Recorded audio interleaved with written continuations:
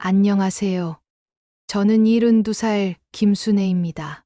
오늘 제가 겪은 일을 들어보시면 아마 많은 분들이 어머, 이거 완전 내 얘기잖아 라고 하실 거예요. 손주 때문에 시작된 일이 어떻게 이렇게까지 꼬일 수 있는지 정말 믿기지 않으실 텐데요. 하지만 이 모든 게 실제로 제게 일어난 일이고 지금 생각해보면 그때 참지 말고 확 뒤집어 버렸어야 했는데 싶어요. 아침 해가 들면 제일 먼저 울리는 게 전화벨이에요. 시계를 보면 어김없이 6시 30분. 어머니, 오늘도 좀 와주세요. 회의가 길어질 것 같아요. 며느리의 목소리예요. 저는 아직 잠이 덜 깬 상태로 슬리퍼를 질질 끌면서 대답하죠. 그래, 알았다. 처음엔 정말 좋았어요. 첫 손주 민수가 태어나고 며느리가 어머니, 애 좀 봐주세요라고 할 때만 해도 얼마나 기뻤는지 몰라요.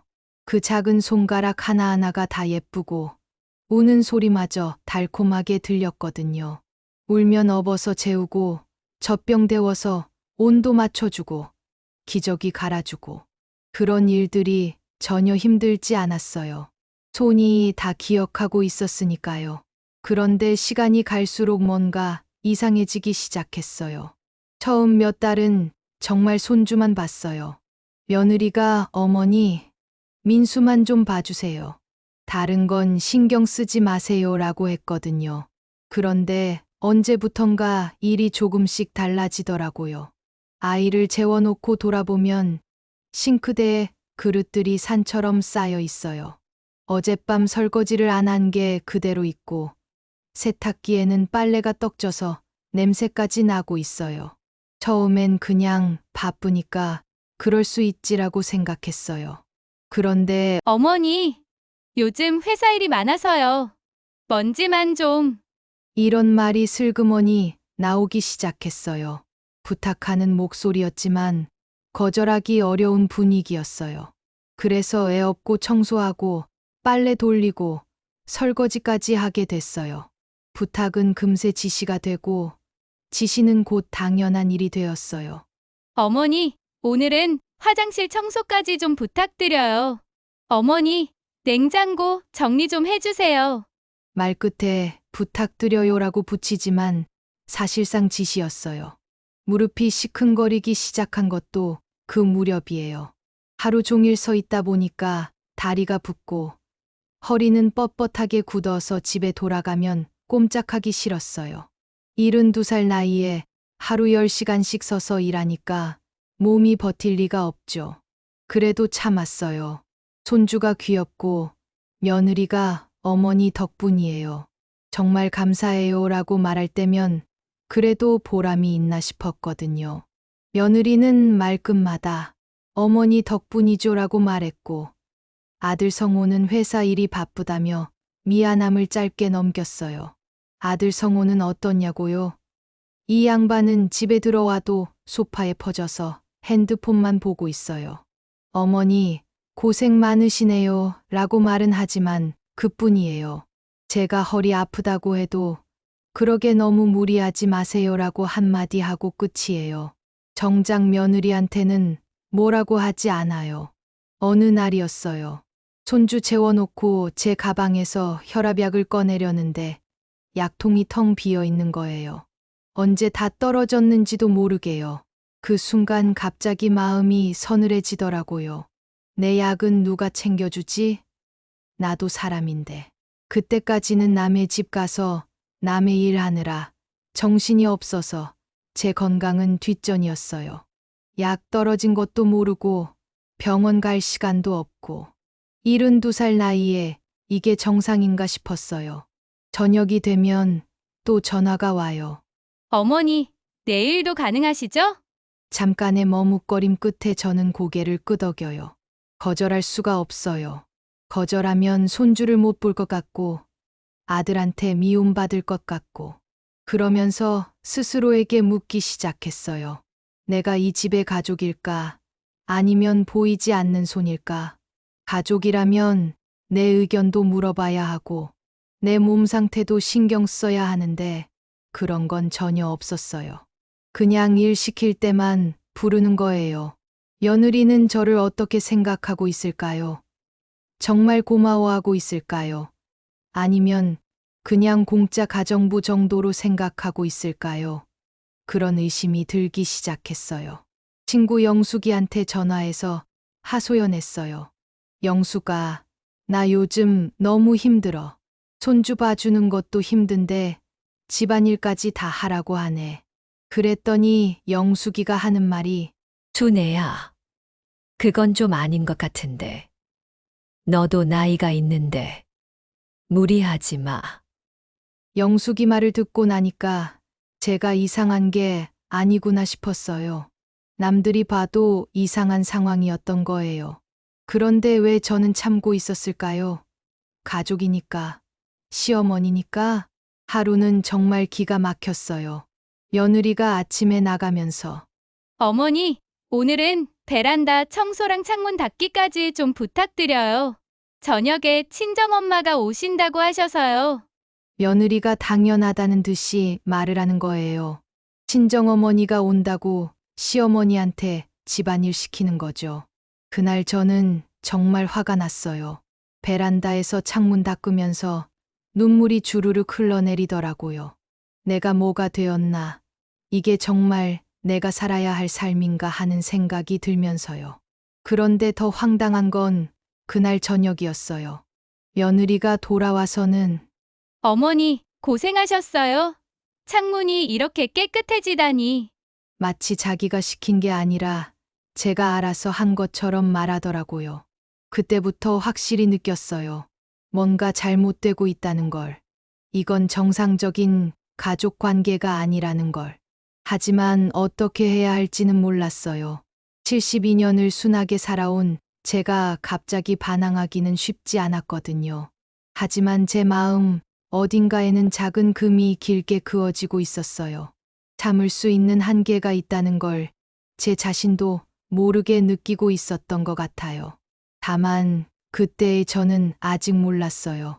앞으로 일어날 일들이 제 인생을 통째로 바꿔놓을 거라는 걸. 그리고 며느리가 제 뒤에서 어떤 말들을 하고 다니는지도 전혀 몰랐어요. 하지만 진실은 언젠가 드러나는 법이에요. 그리고 그 진실을 알게 되는 순간 저는 72년 인생에서 가장 큰 충격을 받게 될 거였어요. 도대체 며느리가 제 뒤에서 무슨 말을 하고 다니고 있었을까요? 그 다음 주부터는 아예 시간이 앞당겨졌어요. 아침 8시에 오라는 연락이 왔거든요. 어머니, 민수가 어린이집 적응 기간이라서요. 오전부터 좀 부탁드릴게요. 며느리의 목소리는 여전히 급했어요. 하지만 제가 바보가 아니잖아요. 어린이집 적응이 왜 시어머니가 더 일찍 와야 하는 이유가 되는지 이해가 안 갔지만 그래도 손주 생각에 알았다고 했어요. 그런데 정말 어린이집 적응 때문이었을까요? 천만에요. 민수가 어린이집에 가고 나면 집이 조용해지는가 싶더니 어머니, 회사에서 갑자기 회의가 잡혔어요. 조금 늦어질 것 같아요.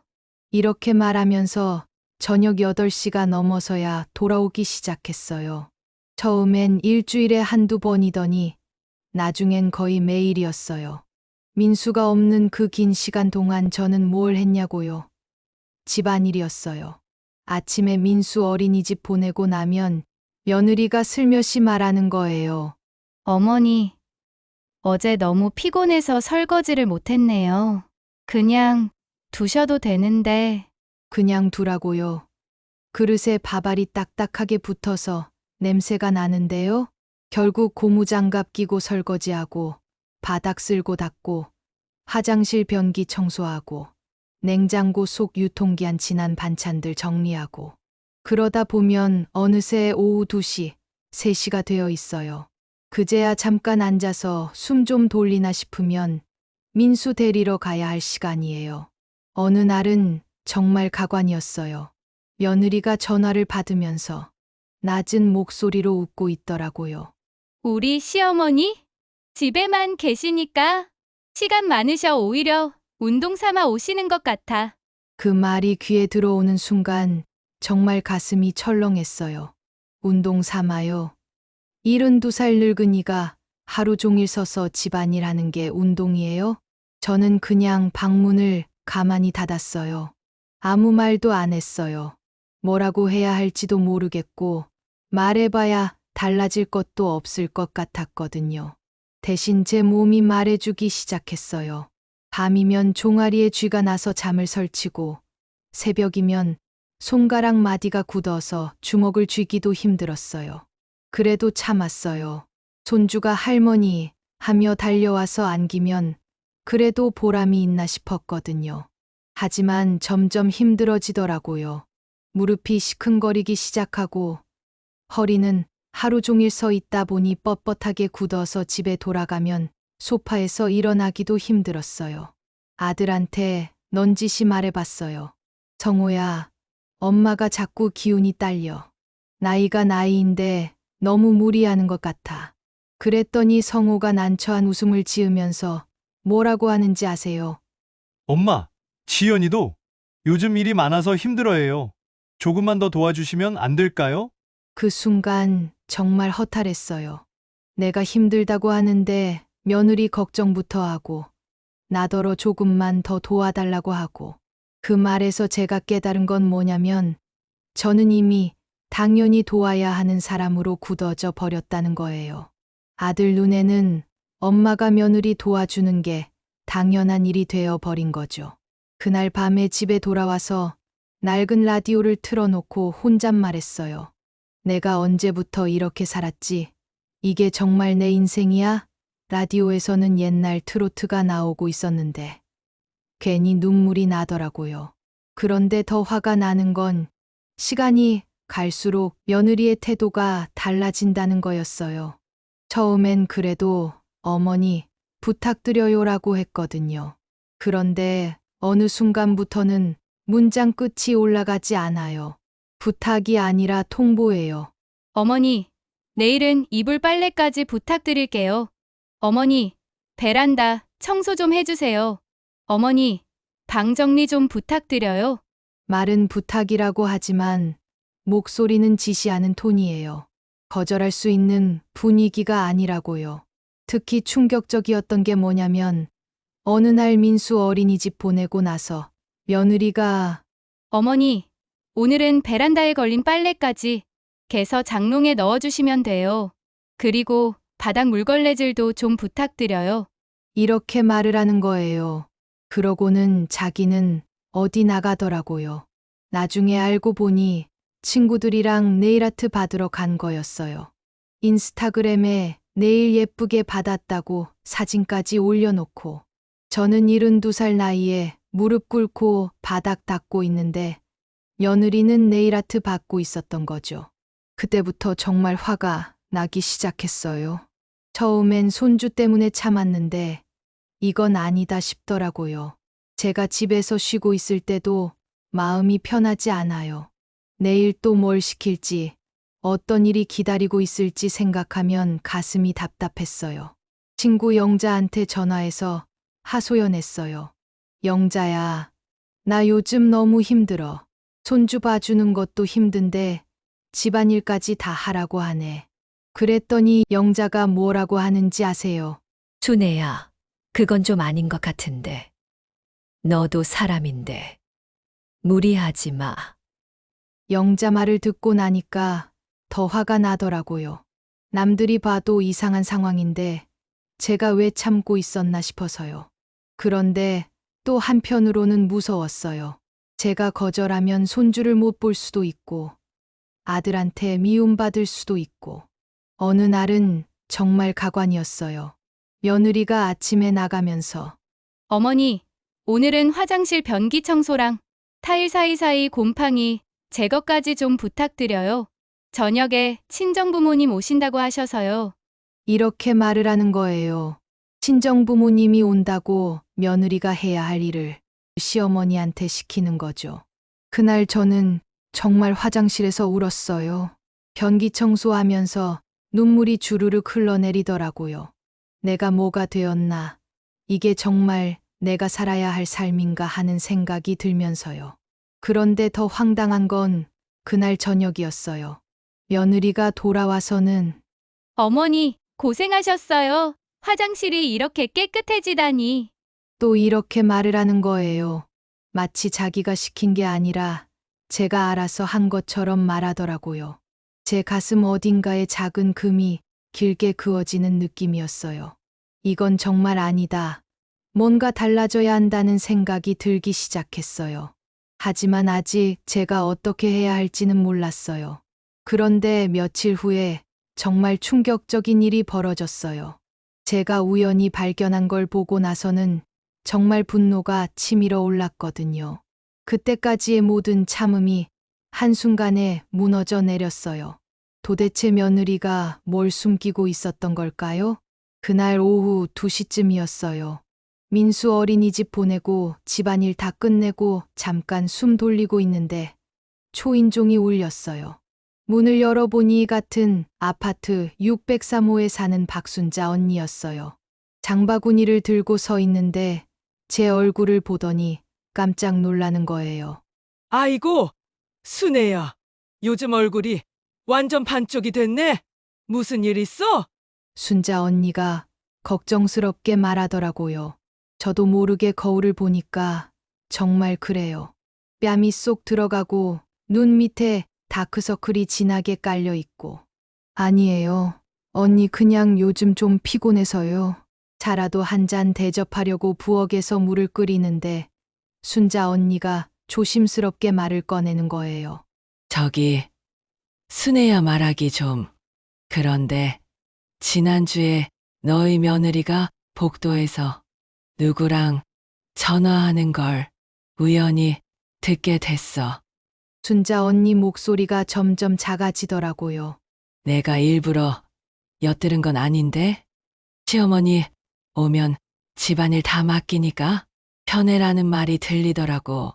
그 순간 가슴이 한번 쿵 하고 내려앉는 느낌이었어요. 설마, 그럴 리가요. 들은 걸 잘못 아신 거 아닐까요? 제가 당황해서 말했지만 순자 언니 표정이 심각하더라고요. 나도 처음엔 잘못 들었나 싶었어. 그런데 순자 언니가 한숨을 쉬면서 말했어요. 순애야, 너 정말 괜찮아? 요즘 너무 힘들어 보여서 걱정이야. 그날 밤에 잠을 잘 수가 없었어요. 순자 언니 말이 자꾸 머릿속에 맴돌면서요. 시어머니 오면 집안일 다 맡기니까 편해. 정말 며느리가 그런 말을 했을까요? 아니면 언니가 잘못 들었을까요? 며칠이 지났는데 이상하게 며느리를 볼 때마다 의심스러운 생각이 들기 시작했어요. 혹시 정말 저를 그렇게 생각하고 있는 건 아닐까? 아니면 친구들한테 그런 식으로 말하고 있는 건 아닐까? 그러다가 일주일 후에 순자 언니가 또 찾아왔어요. 이번엔 얼굴이 더 심각했어요. 순애야, 이거 정말 고민하다가 보여주는 거야. 안 보여줄까도 했는데, 그래도 너가 알아야 할 것 같아서. 순자 언니가 핸드폰을 꺼내더니 화면을 제게 보여주는 거예요. 이거 우리 아파트 관리사무소에서 받은 건데, 복도 감시 카메라에 현관문이 열려 있으면 거실 일부가 찍히거든. 처음엔 뭔 소린지 몰랐어요. 그런데 영상을 재생하는데 깜짝 놀랐어요. 화면 속에 며느리가 거실 화장대 의자에 다리를 꼬고 앉아서 핸드폰으로 통화하고 있는 거예요. 날짜를 보니까 제가 민수 어린이집 보내러 간 사이였어요. 오늘도 시어머니 오거든. 와서 싹 다 시키면 돼. 빨래하고 설거지, 바닥도 물걸레질하고. 애는 낮잠 재우라고 하면 되고. 며느리의 목소리가 또렷하게 들리더라고요. 그리고 이어서 나온 말에 정말 화가 머리끝까지 올랐어요. 시어머니들은 원래 이런 거 해줘야 고마워하지. 어차피 집에만 계시잖아. 뭐 할 일도 없으면서. 그러고는 킥킥거리며 웃는 소리까지 들리더라고요. 저는 정말 말이 안 나왔어요. 손이 덜덜 떨려서 핸드폰을 제대로 잡지도 못하겠더라고요. 그동안 제가 스스로를 달래려고 만들었던 모든 변명들이 순식간에 무너져 내렸어요. 바빠서 그럴 거야. 젊은 사람들 사정이 있겠지. 며느리도 힘들겠지. 이런 생각들이 다 헛것이었던 거예요. 이 영상이 언제 찍힌 거예요? 제가 떨리는 목소리로 물어봤어요. 너가 민수 어린이집 보내러 나간 직후에 찍힌 것 같아. 지난주 화요일이야. 순자 언니가 조심스럽게 대답했어요. 그날 내가 오후 6시까지 있었잖아. 집안이라고 민수 봐주고. 맞아요. 그날 저는 오전 8시부터 오후 6시까지 있었어요. 10시간 동안 설거지하고 빨래하고 바닥 닦고 민수 돌보고. 그런데 며느리는 친구한테 전화해서 저를 그렇게 말하고 있었던 거예요. 더 있어. 순자 언니가 영상을 좀 더 넘기더라고요. 이것도 봐. 이번엔 며느리가 다른 통화를 하고 있었어요. 진짜 편해졌어. 시어머니 오시면 집안일 다 해주시니까 나는 그냥 애만 맡기고 나가면 돼. 청소도 하시고 빨래도 하시고. 그러고는 또 웃는 거예요. 원래 시어머니가 며느리 도와주는 거 맞잖아. 요즘 세상에 며느리가 뭘 얼마나 한다고. 저는 정말 어이가 없었어요. 도와주는 거라고요? 그리고 며느리가 뭘 얼마나 한다고요? 며느리는 정작 뭘 했는데요? 순자 언니가 손수건을 건네주더라고요. 그제야 제가 울고 있다는 걸 알았어요. 제가 하루 종일 집안일 다 하는 걸 도와주는 거라고 하는 거예요. 순애야, 이건 그냥 흘려들은 소문이 아니야. 직접 눈으로 본 거지. 그리고 너도 이제 혼자가 아니라는 것도 알아도. 순자 언니 말이 맞았어요. 이제 확실히 알았어요. 며느리가 저를 어떻게 생각하고 있는지, 친구들한테 어떻게 말하고 있는지. 저는 그냥 무료 가정부였던 거예요. 아니, 가정부한테는 돈이라도 주잖아요. 저는 돈도 안 주는 공짜 가정부였던 거죠. 언니, 이 영상 제가 가져갈 수 있을까요? 제가 물어봤어요. 당연하지. 원래 너 보여주려고 가져온 거야. 관리사무소에서 복사해 왔어. 순자 언니가 녹화된 영상을 제 손에 쥐어주더라고요. 순애야, 이제 어떻게 할 거야? 저는 한참 생각했어요. 정말 화가 났지만 동시에 슬프기도 했어요. 그동안 얼마나 바보같이 당하고 살았나 싶어서요. 그리고 또 한편으로는 무서웠어요. 이제 어떻게 해야 할지 모르겠더라고요. 그날 밤에 집에 돌아와서 작은 노트를 하나 꺼냈어요. 그리고 오늘 한 일들, 들은 말들, 본 것들을 차근차근 적기 시작했어요. 마치 증거를 모으듯이요. 아니, 실제로 증거를 모으는 거였어요.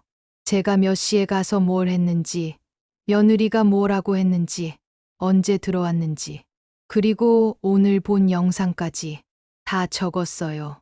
그러고 나서 마지막 줄에 한 문장을 또박또박 썼어요. 내일부터는 내가 나를 지킨다. 그런데 정말 문제는 이제부터였어요. 증거는 있지만 어떻게 써먹을지, 언제 공개할지, 그리고 무엇보다 아들과 손주와의 관계는 어떻게 될지. 모든 게 걱정되고 무서웠어요. 하지만 한 가지는 확실했어요. 더 이상은 당하고만 살 수 없다는 거. 72년을 살면서 이렇게 무시당하면서 살 이유는 없다는 거. 이제 진짜 전쟁이 시작되는 거구나 싶었어요. 그런데 이틀 후에 더 큰 충격이 기다리고 있었어요. 며느리가 계획하고 있는 일이 생각보다 훨씬 더 심각한 거였거든요. 과연 며느리가 또 무슨 일을 꾸미고 있었을까요? 드디어 그날이 왔어요. 주말 저녁이었는데 제가 일부러 가족들한테 같이 저녁 먹자고 했어요. 아들이랑 며느리 그리고 손자까지. 평소와 다르게 제가 먼저 연락한 거라 다들 조금 이상해했지만 와주더라고요. 성호는 회사에서 피곤했는지 소파에 앉자마자 이모컨을 집어 들더라고요. 며느리는 부엌에서 그릇을 꺼내면서 여전히 자연스럽게 말했어요. 어머니, 오늘도 설거지 좀. 그때 제가 조용히 말을 끊었어요. 오늘은 내가 할 말이 있다. 순간 리모컨 누르던 아들 손이 멈추고 며느리가 그릇 내려놓던 소리도 멎었어요. 거실이 갑자기 조용해지더라고요. 민수만 장난감 가지고 놀고 있었어요. 저는 핸드폰을 거실 테이블 위에 올려놓았어요. 그리고 미리 준비해둔 영상을 재생했어요. 바로 순자 언니가 보여준 그 감시 카메라 영상이었어요. 화면에 며느리가 거실 의자에 앉아서 전화하는 모습이 나오기 시작했어요. 오늘도 시어머니 오거든. 와서 싹 다 시키면 돼. 빨래, 설거지, 바닥 닦기. 애는 낮잠 재우라고 하고. 며느리의 얼굴이 순식간에 하얗게 굳더라고요. 입을 벌리고 아무 말도 못하고 있었어요. 영상 속에서 계속 며느리의 목소리가 흘러나왔어요. 시어머니들은 원래 이런 거 해줘야 고마워하지. 어차피 집에만 계시잖아. 뭐 할 일도 없으면서. 그리고 킥킥거리며 웃는 소리까지. 아들의 눈이 흔들리더라고요. 이게 뭐야? 말을 잇지 못하고 있었어요. 저는 목소리가 떨리지 않도록 최대한 차분하게 말했어요. 그동안 나는 부탁으로 들었어. 그런데 내 몸엔 명령으로 쌓였지. 이 허리, 이 무릎, 이 손가락 마디마디에 너희는 한 번이라도 물었니? 어머니는 괜찮으세요? 힘들지 않으세요? 며느리가 급하게 말을 끊으려고 했어요. 어머니, 이건 오해예요. 그냥 농담으로 한 말이고. 농담은 상대가 웃을 때 농담이야. 제가 단호하게 받아쳤어요. 내가 웃고 있었어? 그리고 저는 두 번째 준비물을 꺼냈어요. 또 다른 녹음 파일이었어요. 이건 순자 언니가 복도에서 들은 며느리의 목소리를 핸드폰으로 녹음한 거였어요. 우리 시어머니?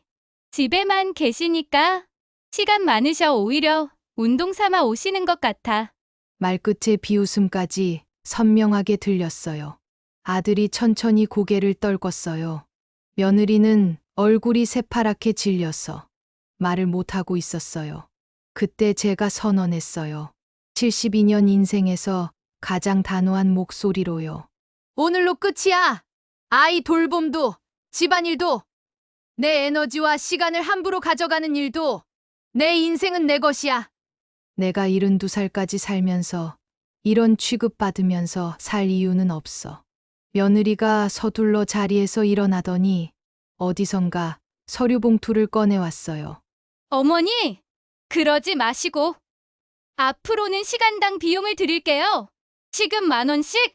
저는 웃었어요. 하지만 기쁜 웃음이 아니었어요. 너는 이게 돈 문제라고 생각해? 이건 존중의 문제야. 사람 취급을 받고 싶은 거라고. 어머니, 정말 죄송해요. 앞으로는 없어. 제가 말을 끊었어요. 지금까지 한 번도 미안하다는 말 없이 지시만 하더니 이제 와서 앞으로는. 그때 갑자기 현관에서 초인종이 울렸어요. 제가 미리 부탁해둔 순자 언니였어요. 문을 열어주고 거실로 모셨어요. 안녕하세요. 603호 박순자입니다. 순자 언니가 차분하게 인사하더니 며느리를 보면서 말했어요. 내가 본 것도 들은 것도 있어요. 필요하면 언제든 증언할 수 있습니다. 며느리의 얼굴이 더 하얘졌어요. 아들은 머리를 감싸 쥐고 있었고요. 성우야. 제가 아들을 불렀어요. 너는 어떻게 생각하냐?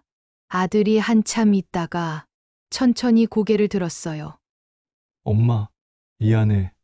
정말 죄송해요. 제대로 보지 못했어. 미안하다는 말은 이제 너무 늦었어. 제가 말했어요. 사과는 시작일 뿐이야. 되돌림표가 아니라고. 며느리가 갑자기 무릎을 꿇으려고 하더라고요. 어머니, 정말 잘못했어요. 다시 기회를. 일어나. 제가 단호하게 말했어요. 무릎 꿇는다고 해결될 일이 아니야. 그동안 내가 얼마나 무시당했는지 알아? 그리고 저는 가방에서 그동안 적어둔 노트를 꺼냈어요. 여기 다 적혀 있어. 언제 몇 시에 와서 뭘 했는지, 누가 뭐라고 했는지 하루하루 기록해뒀어. 노트를 펼쳐서 읽어주기 시작했어요. 3월 15일 오전 8시 출근 설거지 3시간치, 빨래 2회, 바닥 청소, 화장실 청소, 민수 돌봄 6시간, 감사 인사 0회. 3월 18일 베란다 청소 추가 지시, 이불 빨래 추가 지시. 몸이 아프다고 말했지만 무시됨. 아들은 듣다가 고개를 더 숙였어요. 며느리는 눈물을 흘리기 시작했어요. 지금 우는 이유가 뭐야? 제가 물었어요. 미안해서 우는 거냐? 들켜서 우는 거야? 정말, 정말 죄송해요. 어머니한테 너무 잘못했어요. 며느리가 흐느끼면서 말했어요. 심한 정도가 아니야. 이건 인격 모독이었어. 제가 단호하게 말했어요. 나도 사람이야. 감정도 있고, 아픈 곳도 있고, 피곤할 때도 있는 사람이라고. 그때 민수가 갑자기 저한테 왔어요. 할머니, 왜 울어? 제가 언제 울었나 싶어서 손으로 뺨을 만져보니 정말 눈물이 흐르고 있더라고요. 민수야, 할머니는 괜찮아. 손주를 안아주면서 말했어요. 할머니는 앞으로 민수 많이 못 볼 것 같아. 하지만 할머니가 민수 사랑하는 건 변하지 않아. 며느리가 깜짝 놀라면서 말했어요. 어머니, 민수는 왜 못 봐요? 그건 너무한 거 아니에요? 너무하다고? 제가 며느리를 똑바로 쳐다봤어요. 그동안 누가 너무했는데? 내가 너무한 거야? 너희가 너무한 거야? 순자 언니가 옆에서 말했어요. 순애 씨가 맞아요. 이건 정말 너무했어요. 제가 봐도 그래요. 아들이 마침내 입을 열었어요. 엄마, 앞으로 어떻게 하면 될까? 정말 다시는 이런 일 없게 할 테니까 어떻게 하면 되겠어요? 제가 천천히 일어났어요. 내가 확 뒤집는 건 이 집이 아니라 내 마음이야. 이제부터는 내 선을 내가 그을 거야. 그게 무슨 뜻이에요? 며느리가 불안한 목소리로 물었어요. 앞으로는 내가 오고 싶을 때만 와. 부탁받고 싶을 때만 들어줘. 그리고 무엇보다 존중받을 때만 도와줄 거야. 제가 단호하게 말했어요. 어머니, 그럼 민수는 누가 봐요? 며느리가 급하게 물었어요. 그건 엄마 아빠가 알아서 해야 할 일이지. 시어머니 일이 아니야. 제가 대답했어요. 어린이집도 있고 베이비시터도 있어. 돈 주고 맡기면 돼. 아들이 고개를 끄덕였어요. 엄마, 말이 맞아. 우리가 너무 엄마를 의존했어. 제가 가방을 챙기면서 마지막으로 말했어요. 나는 72살이야. 내 인생도 소중해. 앞으로는 내 시간을 내가 정할 거야. 내가 하고 싶은 일 하면서 살 거야. 문을 나서면서 뒤돌아봤어요. 며느리는 계속 울고 있었고 아들은 머리를 감싸 쥐고 있었어요. 민수는 뭔지 모르겠다는 표정으로 서 있었고요. 그때 정말 시원했어요. 가슴이 뻥 뚫리는 느낌이었어요. 72년 살면서 이렇게 시원한 적이 있었나 싶을 정도로요. 하지만 집에 돌아와서는 조금 복잡한 마음이 들었어요. 정말 잘한 일일까? 손주는 언제 다시 볼 수 있을까? 아들과의 관계는 어떻게 될까? 그런데 다음 날 아침 예상치 못한 전화가 걸려왔어요. 아들에게서였는데 목소리가 완전히 달라져 있었어요. 과연 아들이 무슨 말을 했을까요? 그날 이후로 제 삶은 완전히 달라졌어요. 다음 날 아침 아들에게서 온 전화는 정말 예상치 못한 내용이었어요. 엄마, 어제 밤에 지연이랑 많은 얘기를 했어. 우리가 정말 잘못했어. 엄마한테 너무 심했어. 성우 목소리가 완전히 달랐어요. 평소보다 훨씬 진중하고 조심스러웠어요. 앞으로는 엄마가 원할 때만 도와달라고 할게. 그리고 민수 봐주는 거는 우리가 다른 방법을 찾아볼게. 베이비시터든 어린이집 연장반이든. 저는 한참 말이 없었어요. 정말 진심인지 확신이 안 섰거든요. 성호야, 말로만이 아니라 행동으로 보여줘. 너희가 집에서 해야 할 일을 너희가 하렴. 서로의 몫을 지키는 게 가족이야. 알겠어. 엄마, 정말 미안했어. 전화를 끊고 나서 저는 처음으로 제 하루 일정을 스스로 짜기 시작했어요. 그동안은 항상 며느리 전화에 맞춰서 하루가 시작됐는데 이제는 제가 하고 싶은 일부터 적어봤어요. 먼저 아침마다 공원 산책을 하기로 했어요. 그동안 무릎 아프다고 피해왔는데 적당한 운동이 오히려 도움이 된다고 하더라고요. 오래 미뤄왔던 경로당 그림 교실에도 등록했어요. 젊었을 때 그림 그리기를 좋아했는데 결혼하고 나서는 한 번도 못 해봤거든요. 그리고 하루에 한 번은 꼭 저만을 위해 밥상을 차리기로 했어요. 김치찌개 한 그릇이라도 정성스럽게 끓여서 혼자 앉아서 천천히 먹는 거예요. 단출하지만 따뜻한 상이에요. 된장국이 보글보글 끓을 때 집이 비로소 제 집이 된다는 느낌이었어요. 며칠 후에 성우가 혼자 찾아왔어요. 며느리는 오지 않았어요. 아마 창피해서 못 왔을 거예요. 엄마, 내가 정말 틀렸어. 엄마도 엄마 인생이 있는데 우리가 너무 당연하게 생각했어. 성우가 정말 진심으로 사과하더라고요. 그동안 힘들었지? 많이 힘들었어. 하지만 이제 괜찮아. 앞으로는 내가 원할 때만 도와달라고 할게. 그리고 민수 일은 우리가 알아서 할게요. 알겠다. 하지만 성우야, 이건 일회성이 아니야. 계속 지켜나가야 하는 거야. 성우가 고개를 끄덕였어요. 알겠어. 엄마 그리고 지연이도 많이 반성하고 있어. 어머니한테 직접 사과하고 싶어 하는데 나중에 생각해보자. 지금은 서로 시간이 필요해. 일주일 정도 지나서 며느리한테서 문자가 왔어요. 어머니, 정말 죄송했어요. 그동안 어머니를 너무 힘들게 해드렸어요. 앞으로는 어머니 건강과 마음을 먼저 생각할게요. 저는 간단하게 답장했어요. 알겠다. 앞으로 우리 서로 경계는 지키자. 그 후로 정말 연락이 뚝 끊겼어요. 처음엔 좀 이상했어요. 그동안 매일 오던 전화가 안 오니까 허전하기도 하고. 하지만 점점 이 조용함이 좋아지더라고요. 이웃 순자 언니가 가끔 들러서 차를 끓여주고 갔어요. 순애야, 잘했어. 사람이 사람을 부려먹는 건 금방 습관이 돼. 하지만 선을 긋는 것도 습관이 되더라고. 맞아요. 언니, 저도 이제야 알겠어요.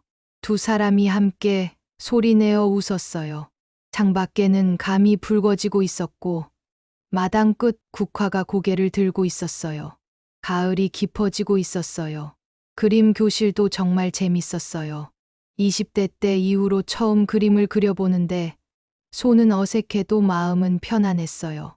다른 할머니들도 다들 저와 비슷한 경험들이 있더라고요. 저도 며느리 때문에 고생 많이 했어요. 우리 나이 되면 다들 그런 일 있어요. 서로 이야기하면서 위로도 받고 공감도 하고. 한 달 정도 지났을 때 아들이 손자와 함께 찾아왔어요. 민수가 할머니 하면서 달려오는데 정말 반갑더라고요. 할머니, 보고 싶었어. 민수가 제 품에 안기면서 말했어요. 할머니도 민수 많이 보고 싶었어. 아들이 말했어요. 엄마, 우리가 베이비시터 구했어. 그리고 민수 어린이집도 종일반으로 바꿨어. 이제 엄마한테 무리하게 부탁드리지 않을게. 그래, 잘했다. 그리고 지연이가 집안일도 많이 늘었어. 제대로 하고 있어. 저는 고개를 끄덕였어요. 말로만이 아니라 정말 행동이 바뀌고 있다는 걸 느꼈어요. 엄마, 그래도 가끔 민수 봐주실 수 있으세요? 물론 엄마가 괜찮으실 때만요. 그건 내가 결정할게. 하고 싶을 때 하고 피곤할 때는 안 할 거야. 당연하죠.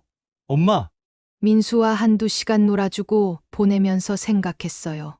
이렇게 제가 원할 때 보는 손주가 훨씬 더 예뻐 보이더라고요. 억지로 돌봐야 하는 부담이 없으니까 순수하게 사랑만 느껴졌어요. 어느 날 저녁 라디오를 켜고 그동안 써온 노트를 펼쳤어요. 그리고 오늘의 문장을 하나 적었어요. 나는 누군가에 보이지 않는 손이 아니다. 그리고 조용히 덧붙였어요. 도움과 희생은 다르다. 부탁과 명령도 다르다. 사랑은 서로의 시간을 존중할 때 잘한다. 이 일을 겪으면서 제가 깨달은 게 많아요. 가족이라고 해서 무조건 희생하는 게 사랑이 아니라는 거요. 서로 존중하고 배려할 때 진짜 사랑이 자라는 거더라고요. 요즘 제 하루는 이래요. 아침에 일어나서 공원 산책하고 그림 교실 가고 집에 와서 제가 먹고 싶은 거 해 먹고 저녁에는 책 읽거나 라디오 들으면서 여유롭게 보내요. 가끔 친구들이랑 만나기도 하고요. 며느리도 한 달에 한 번 정도는 안부 문자를 보내요. 예전처럼 지시조가 아니라 정말 안부를 묻는 문자예요. 어머니, 건강하시죠? 무리하지 마세요. 이런 식으로요. 저도 간단하게 답장해요. 건강하다, 걱정 말아라. 아들도 달라졌어요. 이제는 전화할 때 먼저 제 컨디션부터 물어봐요. 엄마, 오늘 어떠세요? 피곤하지 않으세요? 그러고 나서 부탁이 있으면 조심스럽게 말해요. 엄마가 괜찮으시면 이번 주말에 민수 좀 봐주실 수 있을까요? 꼭 해주시라는 게 아니라 가능하시면요. 이럴 때는 기분 좋게 그래. 민수 보자라고 해줘요.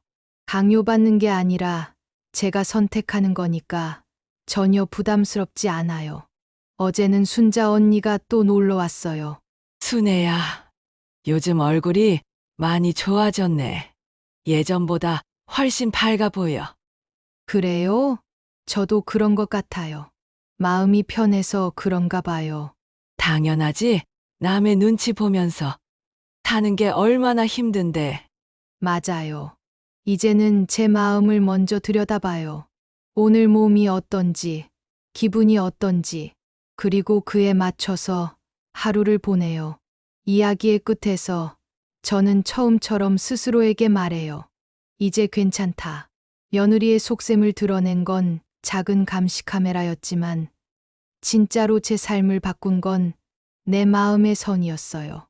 이제 누군가 부탁을 한다 해도 저는 항상 제 마음에 먼저 물어볼 거예요. 오늘 내가 이걸 하고 싶나? 내 몸은 괜찮나? 내 마음은 편한가? 그리고 답할 거예요. 나는 나를 지킨다. 여러분, 72살이 되어서야 이런 걸 깨달았지만 그래도 늦지 않았다고 생각해요. 나이가 많다고 해서, 시어머니라고 해서, 엄마라고 해서 무조건 참고 희생할 필요는 없어요. 우리도 존중받을 권리가 있어요. 혹시 저와 비슷한 상황에 계신 분들이 있다면 용기 내세요. 처음엔 무섭고 걱정될 수도 있지만 내 선을 지키는 게 결국은 모두를 위한 일이에요. 이 영상이 도움이 되셨다면 구독과 좋아요 부탁드려요. 여러분의 소중한 이야기도 언제든 들려주세요. 감사합니다.